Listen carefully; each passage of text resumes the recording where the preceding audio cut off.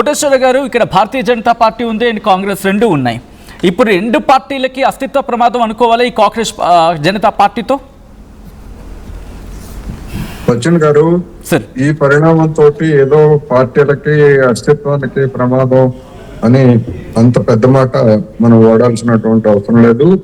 ఆ విధమైనటువంటి పరిణామం కూడా వెంటనే జరుగుతుందని నేనైతే అనుకోవట్లేదు. ఓకే.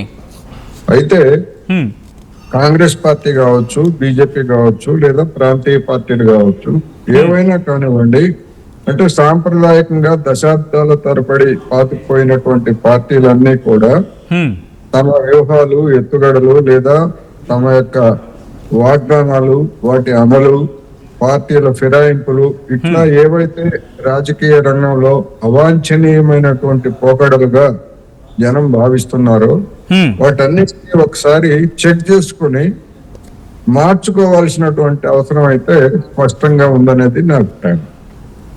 ఎందుకంటే ఈ సిజేపీ ముందుకు తెచ్చినటువంటి అది ఇంకా సోషల్ మీడియా మూవ్మెంట్ గానే ఉంది తప్ప అది ఇంకా రాజకీయ పార్టీగా అది పరిణామం చెందిన ఆశ్చర్యం లేదు.